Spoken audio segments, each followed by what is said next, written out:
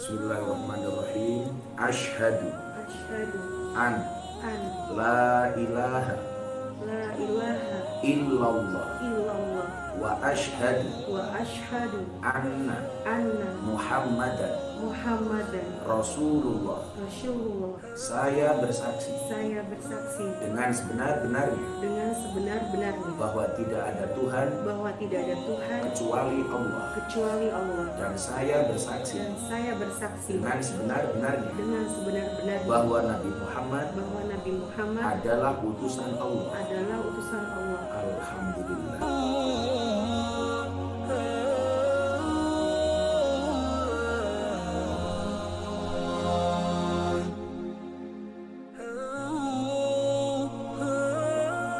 Assalamualaikum warahmatullahi wabarakatuh. Bismillahirrahmanirrahim. Alhamdulillahirabbil alamin.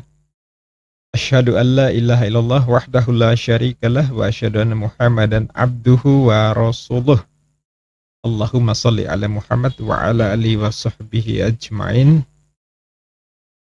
Sahabat Milah Ibrahim Channel yang semoga senantiasa dirahmati Allah Subhanahu wa taala. Terima kasih atas segala dukungannya yang sudah subscribe. Terima kasih bagi yang belum, silakan subscribe untuk mendukung dakwah di channel ini. Sahabat, di video kali ini saya akan mengulas, membahas, menganalisis tentang hikmah di balik murtad dan kembalinya Nania Idol ke dalam Islam. Ya, saya akan membahas tentang latar belakang Nania kemudian memilih untuk murtad beberapa tahun lalu. Ada yang menyebut 6 tahun lalu, ada menyebut 13 tahun. Itu sama-sama di fakta berita yang disiarkan. Gak tahu persis mana yang tepat. Yang jelas di berita ada dua versi itu. Nah, jadi ini akan kita pelajari apa sih yang dibalik Nania memeluk Islam kembali, kemudian apa yang menyebabkan dia juga murtad beberapa tahun yang lalu. Dan alhamdulillah pada 22 Mei kemarin dia sudah kembali bersyahadah, mengakui kebenaran Islam. Mudah-mudahan istiqomah dan belajar lebih kuat lagi, perdalam lagi akidahnya sehingga tidak murtad lagi. Semoga seperti itu ya, amin. Nah, di sini saya akan fokus pada dua hal ya. Yang pertama soal klaim penampakan Yesus. Ya, yang karena ini klaim yang disampaikan oleh Nania dalam kesaksiannya yang kemudian membuat dia murtad ya. Yang kedua soal pemahaman tauhid yang tidak utuh. Jadi dua hal ini yang akan saya bahas. Sahabat, mudah-mudahan bisa nyimak sampai akhir supaya lebih paham dan tidak gagal memahami persoalan ini. Nah, saya mulai dari klaim penampakan Yesus. Nania Idol ketika murtad beberapa tahun lalu, ya kesaksian dia di berbagai media itu menyebutkan bahwa dia pertama kalinya adalah melihat penampakan Yesus ya. Termasuk dalam saat tampil di talk show di kanal YouTube ya saudara kita dari Kristiani ya. Termasuk juga kalau nggak salah pernah tampil di kanalnya Usup Manuk Bulus ya. Dan dia menceritakan pengalamannya bahwa suatu ketika dia sholat malam, ini lebih tepatnya sholat tahajud ya. Kemudian jelang subuh ngantuk-ngantuk, pengakuannya seperti itu, yang ngantuk-ngantuk antara sadar dan tidak sadar. Tiba-tiba ada yang ngetok dan muncullah sosok yang sangat terang berjubah putih ya, kata dia, kalau nggak salah seperti itu ya.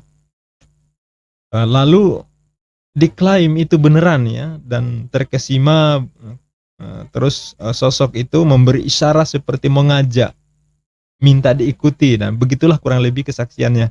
Saya tidak akan menampilkan video Nania saat kesaksiannya ketika murtad beberapa tahun lalu ya, karena sudah lewat dan kayaknya kurang etis juga. Jadi mending fokus bagaimana dia sekarang sudah mualaf. Fokus, tidak perlu ditampilkan visual-visual ketika dia masih di keyakinan yang lama ya. Lalu singkat cerita dia menceritakan pengalamannya kepada orang Kristen, akhirnya percaya bahwa sosok itu adalah Yesus. Nah, dia diyakinkan bahwa itu adalah Yesus. Yang dalam iman Kristiani penggambarannya seperti itulah Yesus, sosok Tuhan yang diimani saudara kita di Kristiani. Nah, artinya karena Nania ini, karena peristiwa ini akhirnya Nania murtad ya. Berarti dia percaya bahwa yang mendatangi dia itulah Yesus, pribadi Tuhan dalam keyakinan saudara kita di Kristiani. Itulah Tuhan yang sebenarnya dalam keyakinan saudara kita, Tuhan sang pencipta alam semesta, yang kemudian juga dipercayai oleh Nania idols ini. Namun kalau saya menyimak dari kesaksiannya, katanya jauh sebelum dia murtad, sebenarnya pengalaman dari kecil ya, juga sebenarnya dia sudah terobsesi sebagai Kristen ya, atau dia tertarik pada Kristen. Dia cerita bahwa waktu masih SD, dia malah menulis agamanya itu Kristen. Nah, akhirnya dia digabungkan atau bergabung di pembelajaran agama Kristen, di kelas khusus Kristen. Nah, itu yang dia sampaikan. Nah, alasannya apa? Katanya di Kristen itu asik ya, karena ada nyanyi-nyanyi gitu. Dia kan suka nyanyi ya, dia memang penyanyi ya, penyanyi berbakat, dan dia termasuk salah satu yang masuk di idol yang jadi juaranya, walaupun bukan juara 1, juara 2, tapi masuk di 10 besar ya, di Indonesian Idol. Dia menyanyinya bagus ya. Makanya dia memang senang bergabung di situ sebagai seperti halnya anak-anak Kristen ya. Tentu beda dengan Islam ya, beda dengan Islam. Nggak ada ibadah sambil nyanyi-nyanyi, apalagi main alat musik, nggak ada ya.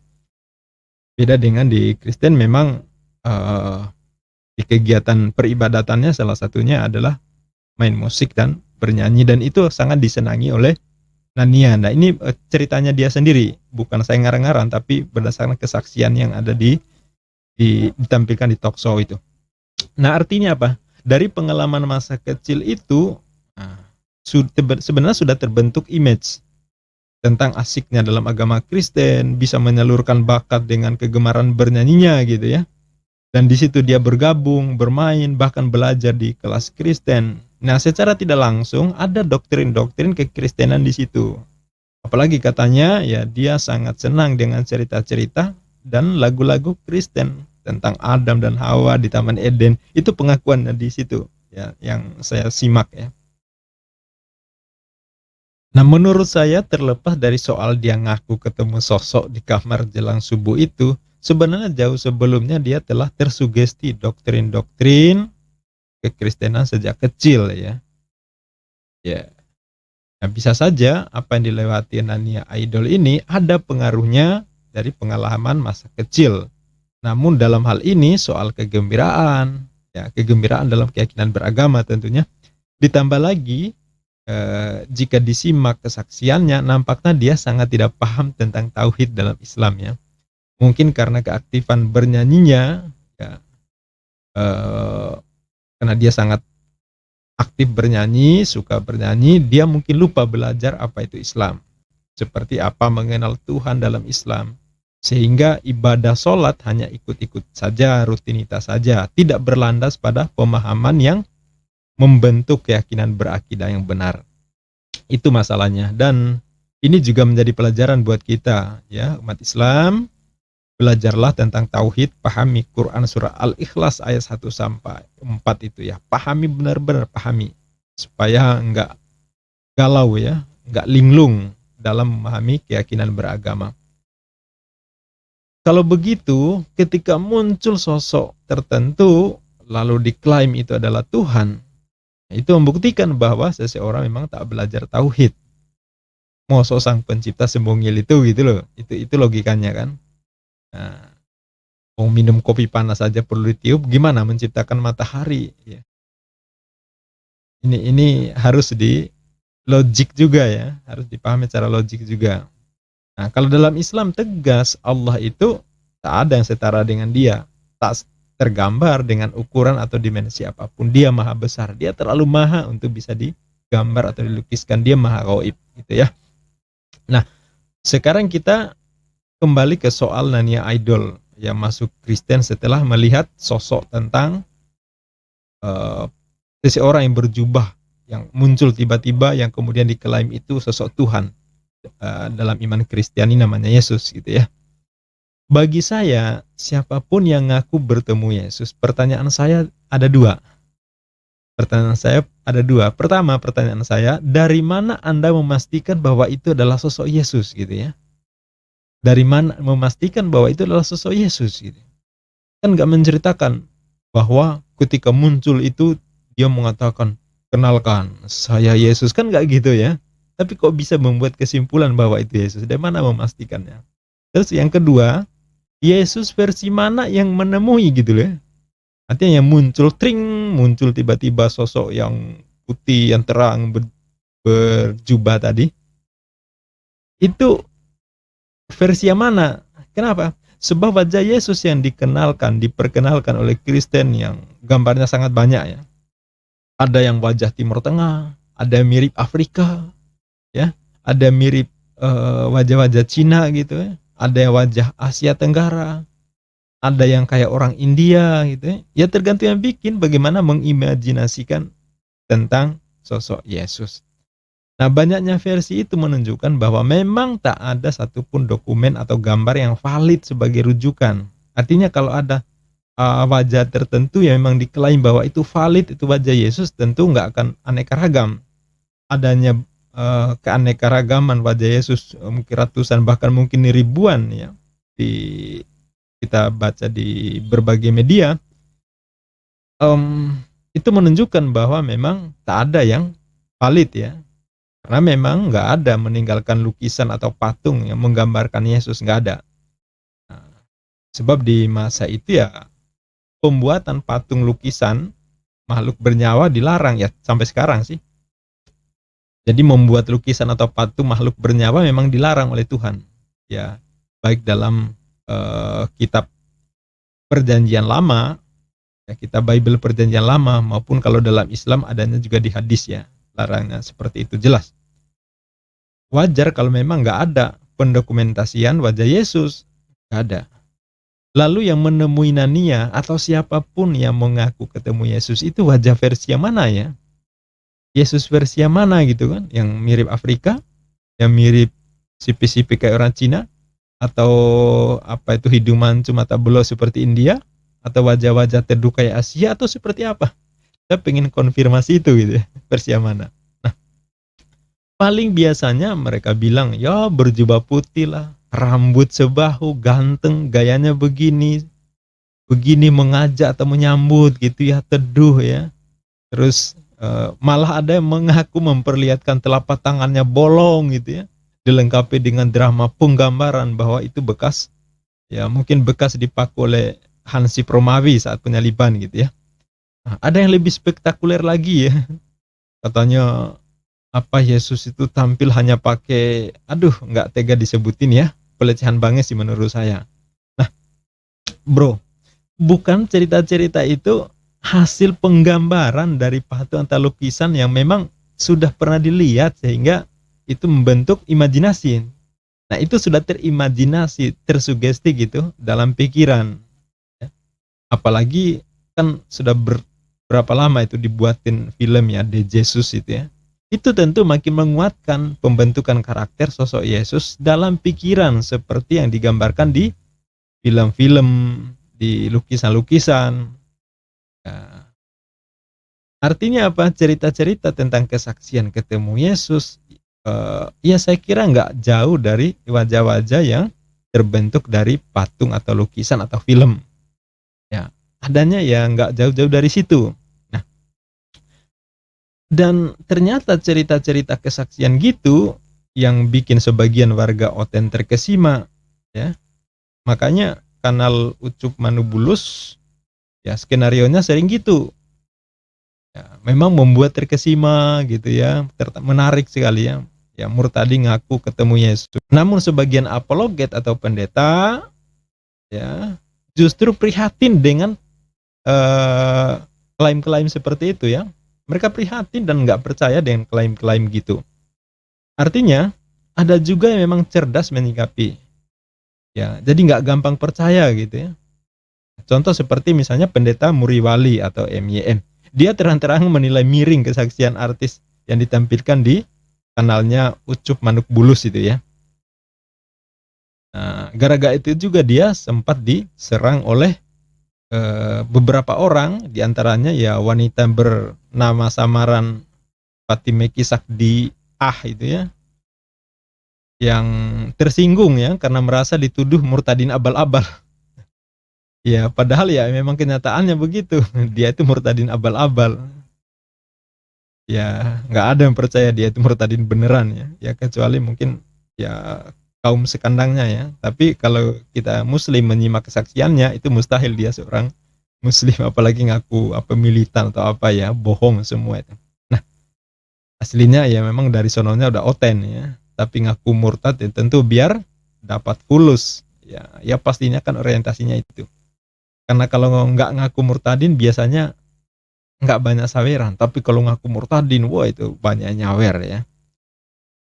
Jadi itu strategi sih sebenarnya. Jadi biar menarik gitu ya, menarik donatur, makanya lucu-lucu deh ya tampilan di kanalnya Ucup Manuk Bulus itu ya. Diskenariokan yang ngaku murtadin ya. Apalagi ditambah menghujat Islam. Wah, itu makin donasinya makin ngalir deras ya, bebas hambatan kayak tol gitu ya. Tapi saya kira soal Nania membuat kesaksian, saya kira motivasinya itu bukan duit ya. Kita saya ngelihatnya sih lebih natural ya. Jadi bukan motivasi tertentu, itu lebih pada euforianya dia menyampaikan keyakinannya pada saat itu. Nah soal pengakuan ketemu Yesus ini juga memang bukan hanya saya sebagai muslim yang prihatin ya. Pak Bobson Tampu Bolon juga prihatin ya. Pengacara yang punya channel BSS Official ya, beliau mengaku bahwa saya ini dari Kristen dari lahir, Kristen yang baik, Kristen yang taat ya. Nah itu pun nggak pernah tuh Yesus menemui dia muncul dalam sosok tertentu tring gitu ya, ketemu enggak ya.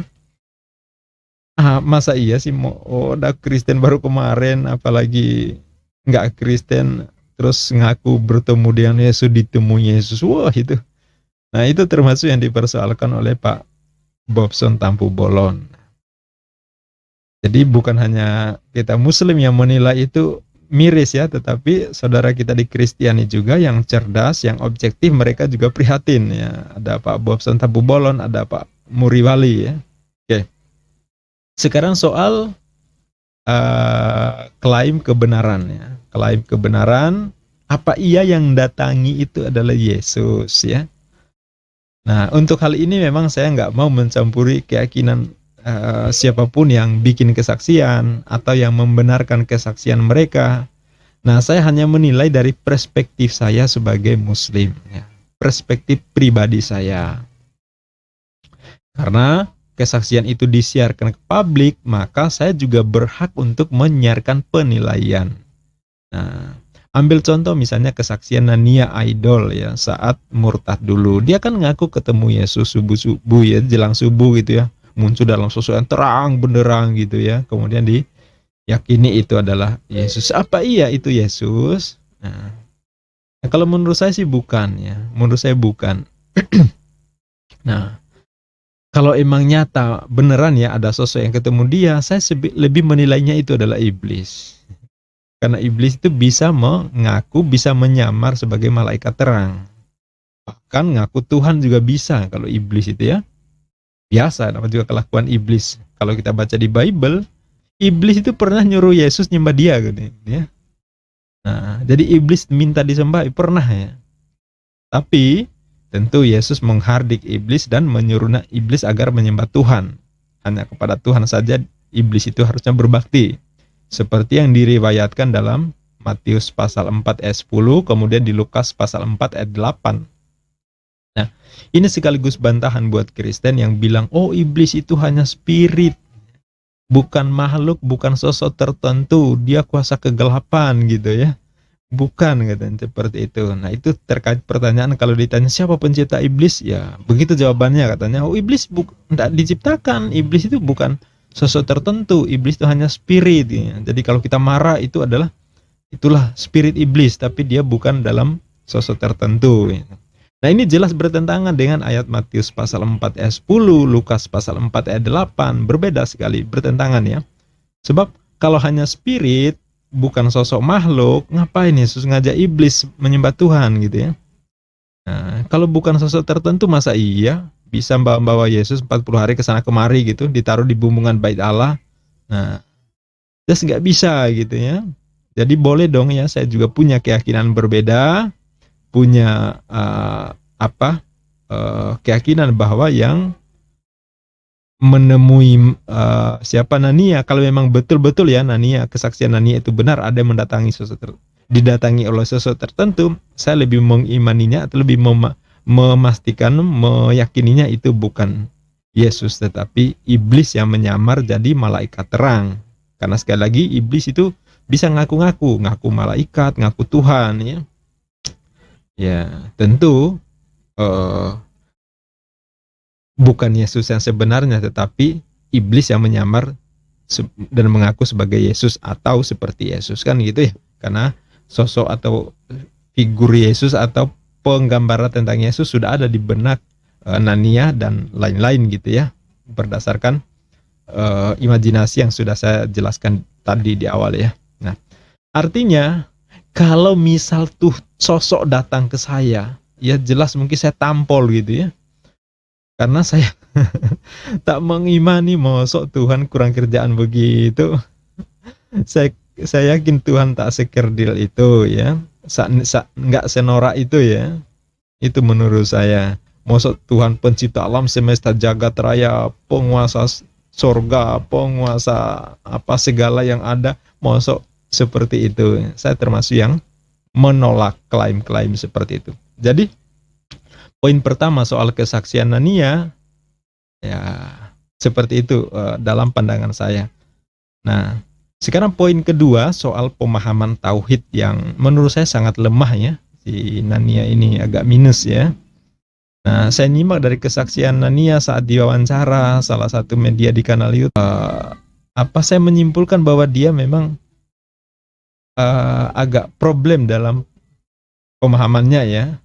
Nah, saya menyimpulkan bahwa dia dan seperti umumnya yang ngaku-ngaku murtad, ya rata-rata pemahaman tauhidnya memang lemah ya. Logika memahami Tuhannya itu sangat lemah. Mungkin nggak pernah belajar tauhid, nggak pernah paham tentang keesaan Allah itu seperti apa, tauhid uluhiyah, rububiyah, asma wa sifat, nggak ngerti gitu ya. Jadi kalau Nania saya percaya bahwa dia pernah muslim dan kemudian dia murtad. Ya awalnya muslim, tapi pengakuan murtadin lain saya nggak percaya. Ya, jadi saya nggak yakin banyak ngaku-ngaku murtadin itu yang apalagi tampil sebagai artisnya di Ucup Manuk Bulus itu, ya saya nggak percaya. Nah, bahkan sebenarnya secara fitrah masing-masing kita dikaruniai akal oleh Allah. Walaupun memang tak mempelajari detail tentang tauhid tadi, apa itu tauhid uluhiyah, rububiyah, asma wa sifat, walaupun nggak sampai sedetail itu, tapi secara logika saja udah bisa menangkap. Nggak mungkin Tuhan hadir menjelma dalam sosok makhluk agar dikenali kecil sekali gitu ya. Lah kan Tuhan ngutus nabi, bisa nabi dari golongan manusia ya, jadi contoh untuk manusia, teladan untuk manusia, uswah untuk diikuti manusia, mengajarkan tentang Tuhan ke manusia. Lah Tuhan kan punya kuasa itu, simple gitu ya.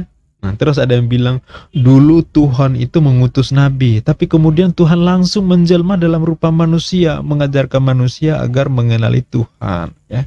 Tidak lagi lewat perantaraan nabi, manusia yang ini adalah Tuhan dalam rupa manusia gitu ya. Saya bilang ya berarti sebelumnya Tuhan gagal memperkenalkan diri ya. Karena gagal memperkenalkan diri, nggak bisa dikenali kalau lewat nabi, makanya Tuhan yang turun langsung dalam rupa manusia. Malah saya pernah dengar ya, kalau nggak salah dari Nabi Oten ya, Luga Tambunan ya, pernah bilang saat kalau nggak salah saat debat dengan praktisi Judaism ya, si Valen ya, bahwa kita kan manusia, Tuhan harus datang sebagai manusia supaya dikenal gitu ya. Ya, kamu wujud Tuhanmu mana? Kalau nggak kelihatan, itu siluman nih. Itu katanya ya, kata Nabi Luga ya. Nah gitu pemahaman tetangga sebelah seperti itu ya. Kalau kita di Islam ya enggak seperti itu.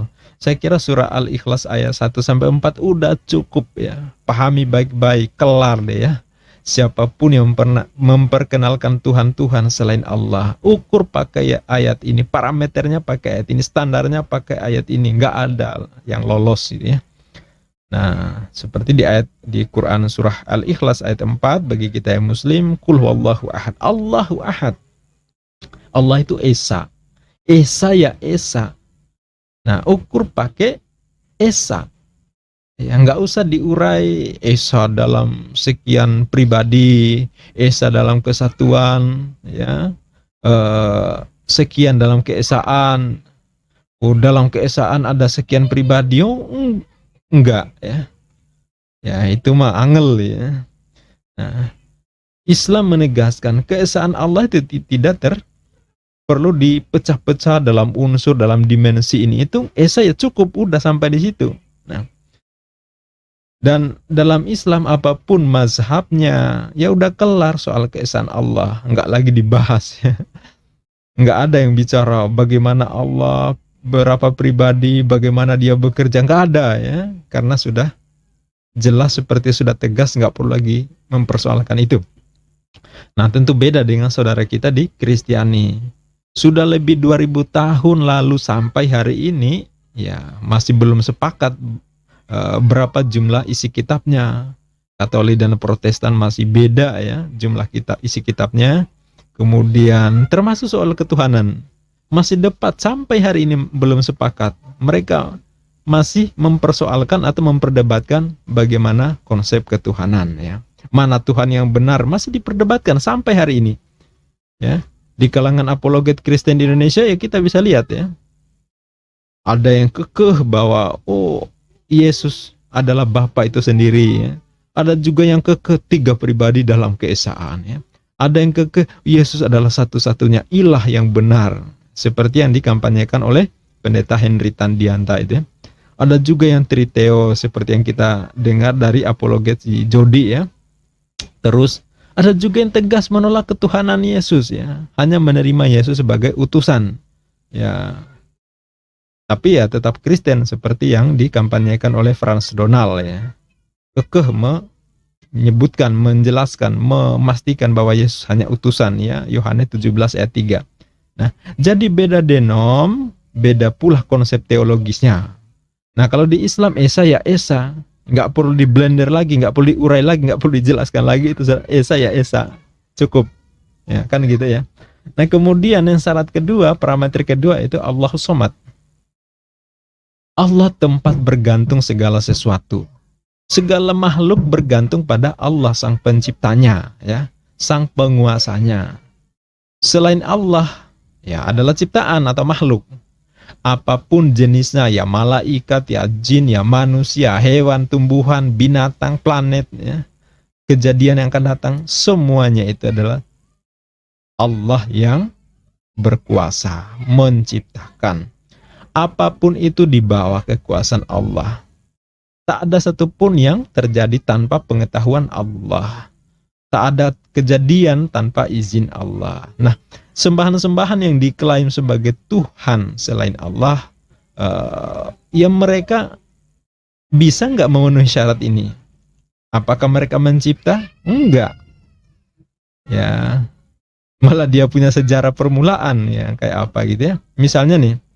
Misalnya kita ambil contoh dewa Protogonos dan dewa Zeus misalnya dalam mitologi Yunani itu diklaim sebagai dewa pencipta itu. Dewa pencipta, dewa penguasa gitu ya. Nah, mereka juga diklaim punya sejarah kelahiran. Artinya permulaannya itu ada yang menjadi sebab gitu ya. Berarti bukan pencipta otomatis ya. Kalau dia punya sejarah seperti itu. Apalagi boro-boro mencipta, mereka sendiri butuh makan minum untuk bertahan hidup, mereka masih bergantung pada sesuatu, ya. Tentu bukan penguasa tunggal. Jangan boro-boro menjadi tempat bergantung segala sesuatu, ya enggak, mereka sendiri bergantung pada sesuatu. Jadi sosok manapun yang diklaim sebagai Tuhan, selama punya sejarah kelahiran, perlu makan, minum, makan, bahkan bisa mati, punya ketergantungan terhadap segala sesuatu, maka pasti itu bukan Tuhan yang diimani oleh Muslim. Tegas gitu. Jadi kita harus pastikan, tegaskan seperti itu. Kemudian syarat yang ketiga, parameter yang ketiga adalah lam yalid wa lam yulad. Tidak beranak dan tidak diperanakan. Ya, tidak diperanakan, tidak dilahirkan. Mau segagah apapun ilah yang dikenalkan, diklaim maha kuasa lah, segala kekuasaan di langit dan di bumi, di sorga, di dunia diserahkan ke dia, selama masih beranak dan diperanakan, dilahirkan, itu bukan Tuhan yang diimani oleh Muslim. Karena jika dia lahir berarti bukan penguasa tunggal yang menjadi sebab segala sesuatu. Dia ada karena ada yang lebih berkuasa di atasnya dia, yang membuatnya dia lahir. Nah, maksud Tuhan berkembang biak atau ada dari sebab berkembang biakan, ini rada kacau ya. Oke. Jadi itu parameter yang ketiga. Parameter yang keempat, dan ini yang sangat spektakuler, yaitu walam yakul lahu kufuwan ahad, dan tidak ada yang setara dengan dia. Ya, tidak ada yang setara dengan dia.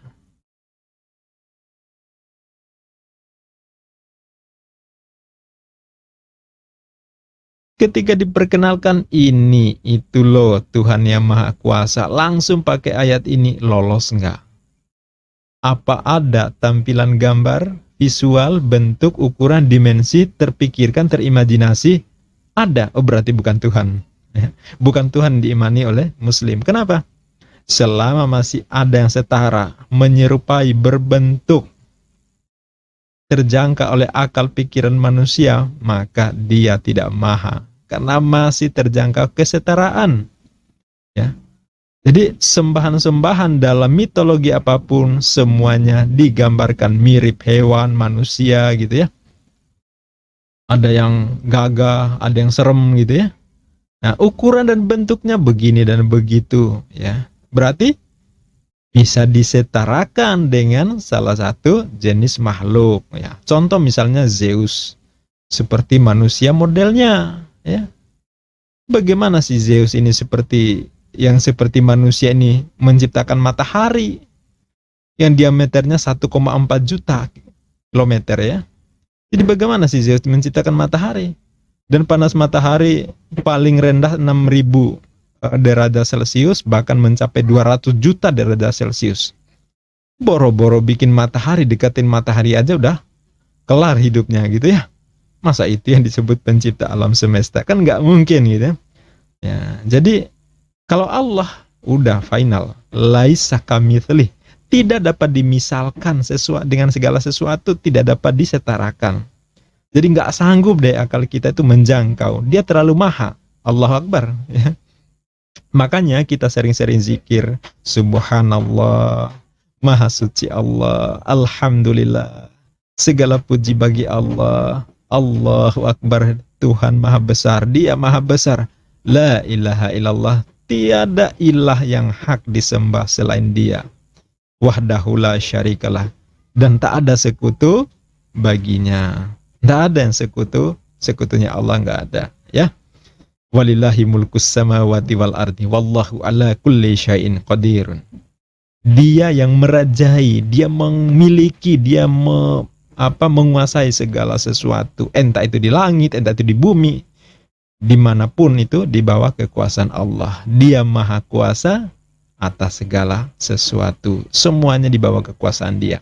Nah, itu saja mungkin pembahasan di video ini. Semoga pengalaman Nania Kurniawati Yusuf atau kita kenal Nania Idol menjadi pelajaran buat kita semua. Pentingnya belajar Islam ya, karena ini menyangkut keselamatan dunia dan akhirat. Nah, Islam yang luar biasa ya. Ini bukan lagi soal Nania sebenarnya, tapi soal bagaimana kita mengenal agama, tidak sekedar ikut-ikutan. Semoga Nania istiqomah kembali ke dalam Islam ini, dia bisa belajar lebih banyak lagi, dibimbing oleh murabi atau dai yang punya keilmuan yang mapan, dan dia betul-betul mau belajar sehingga ke depan menjadi utuh pemahamannya ya, akidahnya kokoh. Bukan hanya berhenti di alasan perasaan bingung gitu, memikirkan kalau mati nanti siapa yang mengurus, akhirnya kembali ke Islam. Menurut saya itu terlalu lemah ya dasarnya. Ya, kalau itu dasarnya ya mengkhawatirkan ya. Ya, kalau misal hanya dasar itu, ntar ada yang bilang, oh saya ngurus gitu ya, saya siap untuk mengurus kalau kamu mati nanti. Apa terus lantas nanti murtad lagi ya? Itu kan jadi memang perlu belajar ya. Kan problem yang disampaikan seperti itu ya. Jadi saya juga rada khawatir kalau memang dasarnya hanya itu. Nah, namun insya Allah kalau dia kemudian belajar dari ustadz, dari dai atau murabi yang bisa membimbing dia memperdalam Islam lebih kuat lagi, insya Allah dia akan kokoh tetap dalam Islam, istiqomah sampai akhir hayat, insya Allah seperti itu ya.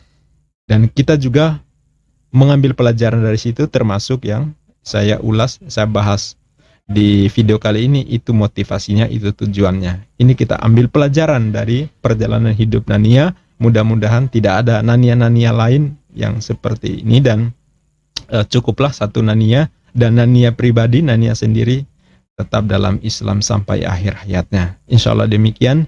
Billahi taufik wal hidayah. Wassalamualaikum warahmatullahi wabarakatuh.